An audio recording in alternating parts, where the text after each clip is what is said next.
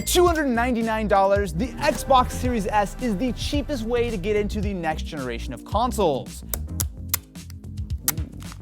All right, with the seals off, let's open up the Xbox Series S. Oh, okay, I like the little attention to detail. So first of all, as we power our dreams, we get the tiny little Series S. It's really hard to get the sort of scale of this until you actually have it in your hands, but this has got to be the smallest console we've had since like the Slim PS2. It's not that much bigger than the Slim PS2. This is a very clean piece of hardware. So up front we have our USB-A port and power button, nothing but venting on the sides, and around back we have Ethernet, 2 more USB-A for a grand total of 3, as well as we have HDMI 2.1, the storage expansion module, which uses the same storage SSDs as the Series X, as well as the power cable. Now, just like with the Series X, you can set it up vertically, so it has rubber feet there, or you can set it down horizontally. It's nice because unlike on the Series X, which has that kind of built-in foot on the bottom, I think this looks equally good either way. So that's what you get inside the box of an Xbox Series S. But what is this console all about? When you look at the Xbox Series S compared to its bigger brother, the Series X, it doesn't look as good. Now that makes sense. At $200 less expensive, you would expect that there to be some compromises, and they go a lot farther than just not having a disk drive. But I think it's a lot more complicated than a few minutes with the console would really lead you to believe. So the top line is this. The Series S has a very similar level of specs to the Series X with one big exception: graphics. So where the Series X has 12 teraflops of performance, the Series S has to get by with 4 teraflops. Now to be clear, that is still significantly better than the console it replaces, the Xbox One S, but it falls behind, at least on paper, the Xbox One X, which for a next-gen console seems like a little bit of a bitter pill to swallow. But that being said, the Series S has a very different goal in life. It is not trying to run games at 4K all the time. Instead, it is really targeting somewhere between 1080p and 1440p. The way they're really setting it up is just like with the original Xbox One, which was very much not really meant to push sort of 4K resolutions until you got up to the One X. Same thing for the Series S. This is to be able to bring all those same features of next gen, but at a lower resolution.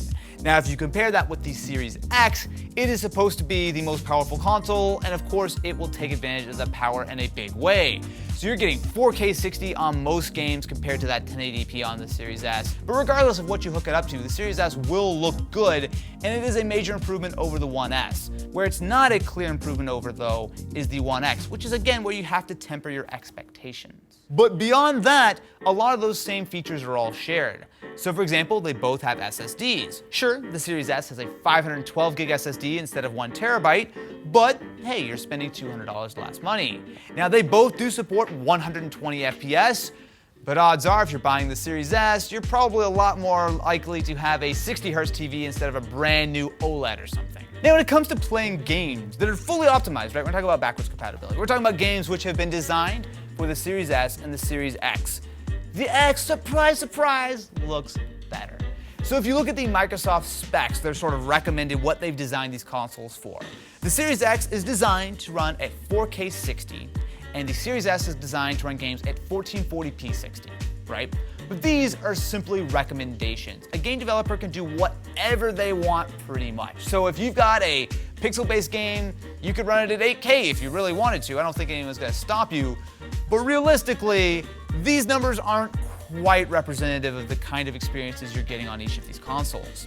So take the Series X for example. Pretty much every game that I've tried so far has a pretty robust 4K 60 FPS mode, right? That's pretty much standard. And some games have support for 120 FPS at 4K or even maybe slightly lower like 1440p, but really solid performance. Now on the Series S, there are a few games that will support these higher frame rates, right? So for example, Gears 5 multiplayer will run at 1080p at 120 FPS, which is awesome. But the thing is, if you do the math here on the differences, while 1440p at 60 sounds great, that would require about half as many pixels as the Series X, but it only has about 1/3 the GPU horsepower. Which means that, realistically, most games really are going to be running it closer to that 1080p number. Now, of course, there's a thing called dynamic resolution that's been around for a long time, which means that you're always going to get, on at least a lot of games, you're always going to get like the best resolution, so it may be sort of dipping back and forth between 1080p and 1440 or whatever the case is. But regardless, this is a little bit more of a 1080p gaming box, and the Series X is a little bit more of a 4K gaming box. But the thing is, all the building blocks are still there. You still have ray tracing support. You still have support for the spatial audio. You still have all the same things that will make these games look and run well. And because they have the same CPUs, things like, I don't know, GTA 6 should be able to have massive worlds with tons of NPCs. There's a lot of CPU horsepower behind that.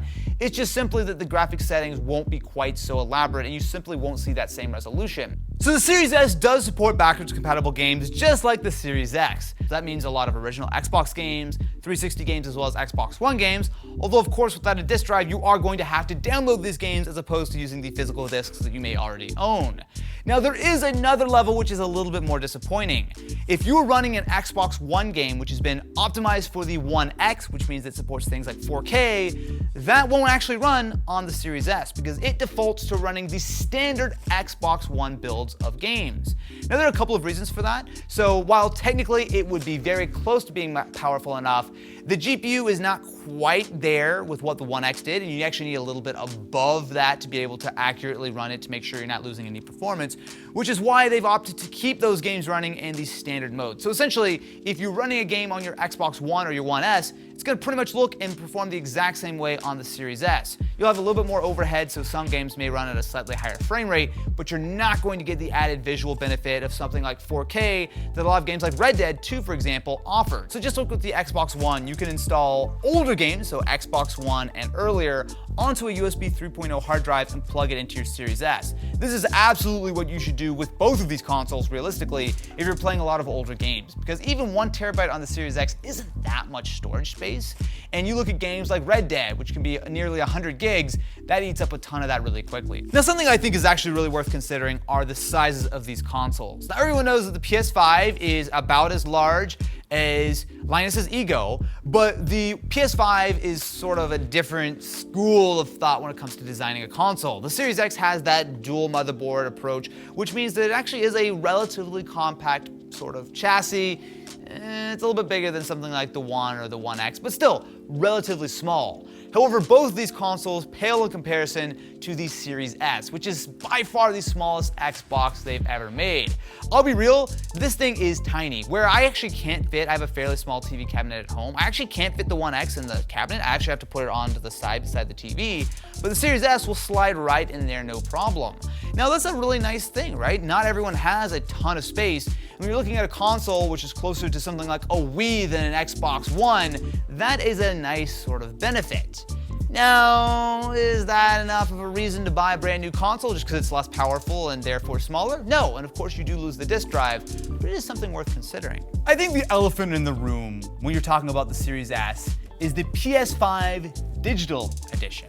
So the $400 price tag of that console means the Series S does look a little bit questionable, right? So unlike what Xbox have done, which is essentially build 2 consoles, one of which is the full-fat Series X, and one of which is the digital-only, less powerful Series S, Sony have gone with a completely different approach. Both the PS5 and the PS5 Digital Edition have the exact same specs. Games will run the exact same way. There's no difference whatsoever between those 2 consoles, besides the fact that one of them lacks an optical drive. Now, obviously, I'm not out here trying to tell you to buy a PlayStation if you're watching your Series S video and you're about to click that buy button on Amazon, but I do think it is something to consider.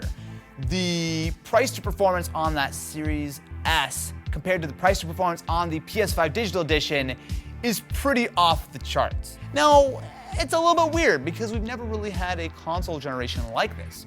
Generally speaking, you get the new console, it's great, and then, especially with the last generation, you get an enhanced model later, right? But this time around, we're starting right out the gate with the PS5 and the Series X, which are really very powerful, very clearly on par with a lot of gaming PCs.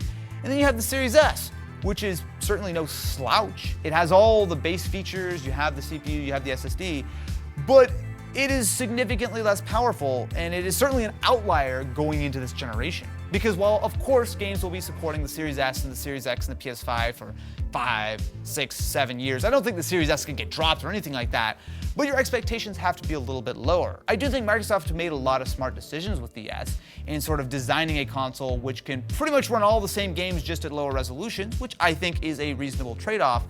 But it depends on what kind of gamer you are. If you want to know about the 4K 120 experience and you want to really crank everything to the max, the Series S isn't for you.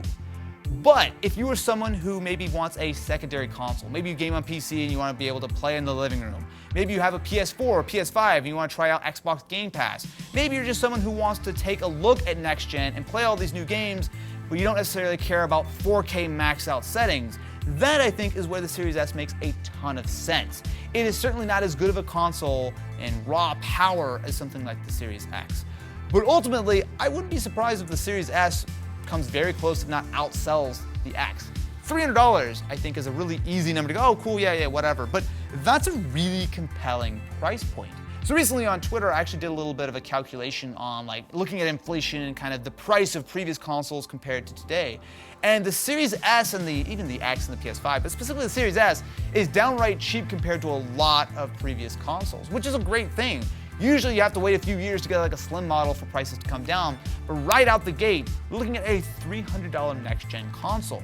It is not for everyone, but I think a lot of people will be happy with the Series S as long as you have your expectations in check. This is really an evolution of the Xbox One, not a replacement for the One X. Thank you very much for watching. Make sure to subscribe to the channel for lots more Xbox and PS5 content. And until next time, I'm going to go fit the Series S in my cabinet because it actually fits.